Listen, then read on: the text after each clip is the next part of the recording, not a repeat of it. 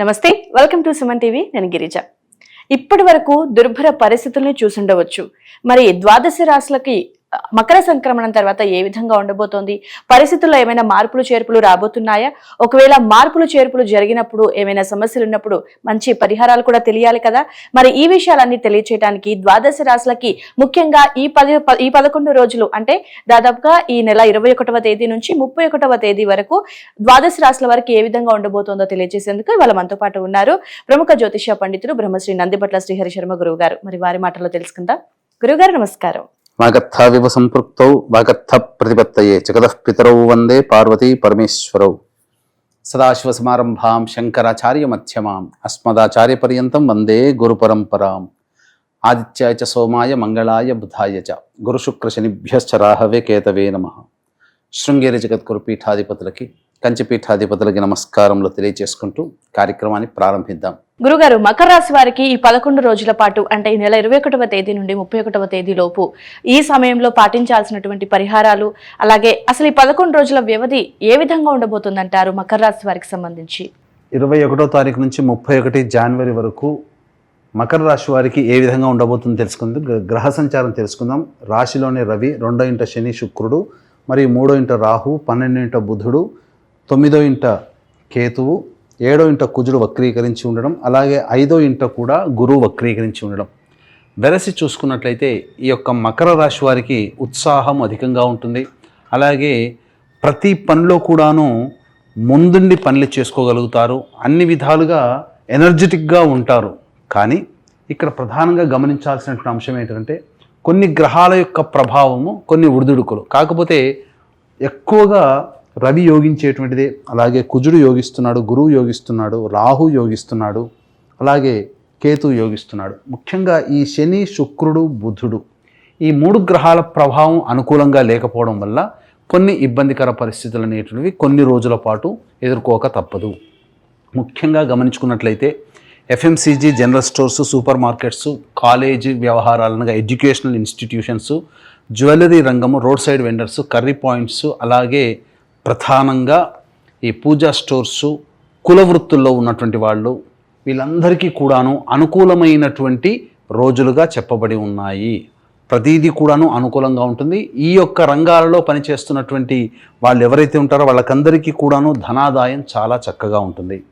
ఇక స్టీల్ సంబంధమైనటువంటి ఇనుము, అలాగే తోళ్ళు, చర్మ సంబంధమైనటువంటి వ్యాపారస్తులు, క్లాస్ 4 ఎంప్లాయీస్ అనగా కింది స్థాయి ఉద్యోగస్తులు, అలాగే ప్రధానంగా ప్లాస్టిక్ సామాన్లు ఇవన్నీ విక్రయించేటువంటి వాళ్ళందరూ కూడాను ధనాదాయం చాలా తక్కువగా ఉంటుంది. కాబట్టి జాగ్రత్తలు పాటించండి. వ్యాపార పరంగా విస్తరణ ఈ చెప్పబడినటువంటి రంగాలకి పనికిరాదు. భవిష్యత్తు ఆశాజనకంగా ఉండబోతుంది, సందేహం లేదు. కాబట్టి ఈ 31వ తారీఖు వరకు ఈ చెప్పినటువంటి కొన్ని రంగాల్లో ఉన్నటువంటి వారికి యోగము, కొన్ని రంగాల్లో ఉన్నటువంటి వారికి అవయోగంగా ఉంటుంది. ముఖ్యంగా రైతులు ఆచితూచి స్పందించేటువంటి పరిస్థితి, కొత్త పంటల జోలికి వెళ్లకుండా ఉండడం మంచిది. అలాగే రియల్ ఎస్టేట్ రంగంలో ఉన్నటువంటి వారికి మంచి అవకాశాలు, ప్రాజెక్టు అవకాశాలు చక్కగా వస్తాయి. ఆ అవకాశాన్ని వినియోగించుకోవడం తద్వారా భవిష్యత్తులో ధనాదాయ మార్గాలు ఎక్కువగా ఉంటాయని చెప్పవచ్చు. లాయర్లు వృత్తిలో ఉన్నటువంటి వాళ్ళకి సాధారణమైనటువంటి మిశ్రమ ఫలితాలు అనేటువంటి కలుగుతాయి. ఇక ప్రధానంగా చూసుకున్నట్లయితే విద్యార్థులు ఎక్కువగా కష్టపడితే తప్ప ఉత్తీర్ణత సాధించలేరు. విదేశీ విద్యకు సంబంధించే ప్రయత్నాలన్నీ కూడా సాధారణంగా ఉంటాయి.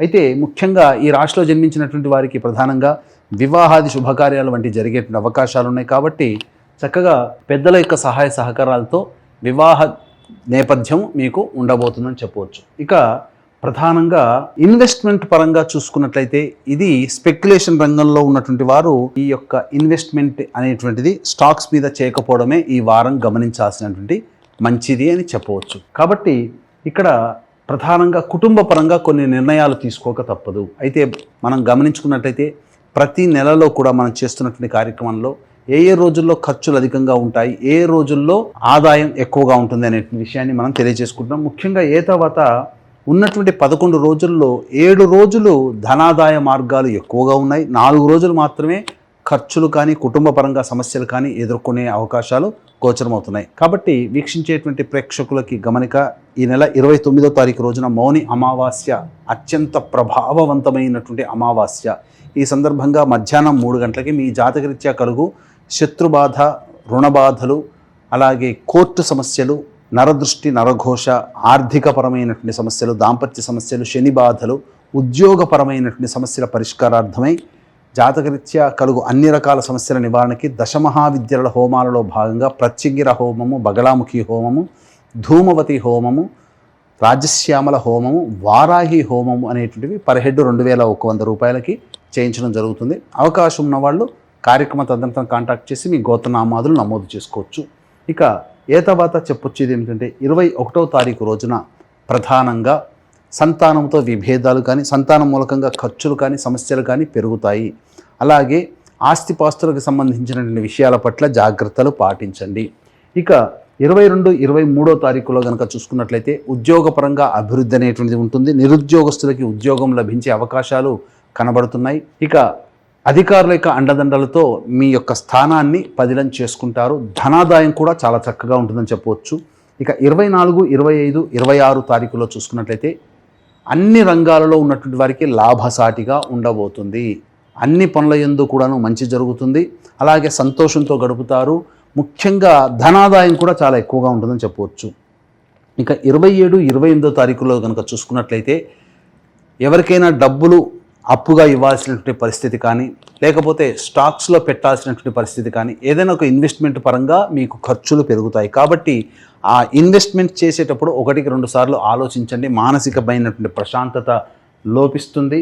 అలాగే మీ యొక్క ఆస్తిపాస్తులకి సంబంధించినటువంటి విషయాల పట్ల కొంత కలత చెందుతారు. మీ ఆస్తుని కాపాడుకోవడానికి ప్రయత్నాలు చేయాల్సిన పరిస్థితులు గోచరమవుతున్నాయి. ఇక 29, 30వ తారీఖులో కనుక చూసుకున్నట్లయితే మీరు చేస్తున్నటువంటి వృత్తి, ఉద్యోగ, వ్యాపారాలలో పెండింగ్ పనులన్నీ కూడాను పూర్తి చేసుకుంటారు. ఒక బాధ్యతని కంప్లీట్ చేసుకున్నామనేటువంటి ఒక సంతోషం మీలో ఉంటుంది.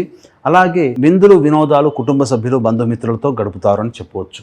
ఇక 31వ తారీఖు రోజున కుటుంబ పరంగా సమస్యలు అధికంగా ఉంటాయి. మానసిక ప్రశాంతత లోపిస్తుంది. కుటుంబ సభ్యులతో వాగ్వివాదాలు చేయకపోవడమే చాలా మంచిదని గమనించాలి. ముఖ్యంగా డబ్బు ఖర్చు అధికంగా ఉండబోతుంది. ఈ విషయాన్ని దృష్టిలో పెట్టుకొని మీరు కనుక ప్రయత్నం చేసినట్లయితే మంచి జరుగుతుంది. ముఖ్యంగా 27, 28, 31 ఈ 3 రోజులలో మీకు ఖర్చులు అధికంగా ఉంటాయి. కాబట్టి ఆ రోజుల్లో ఉండేటువంటి ఖర్చుల్ని వాయిదా వేసుకోవడము, లేకపోతే మీరు ఖర్చుల శాతాన్ని తగ్గించుకోవడం కనుక చేసుకున్నట్లయితే మీరు చాలా మటుకు సేఫ్ అవుతారని చెప్పవచ్చు.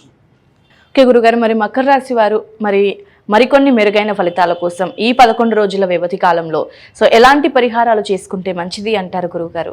ముఖ్యంగా గమనించుకున్నట్లయితే ఈ యొక్క మకర రాశి వారికి ఈ 11 రోజుల పాటు గృహపరంగా లోన్స్ ఏవైతే రావాలో అవి వచ్చే అవకాశాలు గోచరమవుతున్నాయి. సామర్థ్యంతో మీరు పని చేసుకొని ముందడుగు వేస్తారు. అయితే కొన్ని ఇబ్బందికర పరిస్థితులు అనేటువంటివి ఉన్నాయి. కాబట్టి ప్రతిరోజు కూడాను దత్త అష్టకం, కాలభైరవాష్టక పారాయణం రోజుకి 3 సార్లు చేయడం చాలా మంచిది.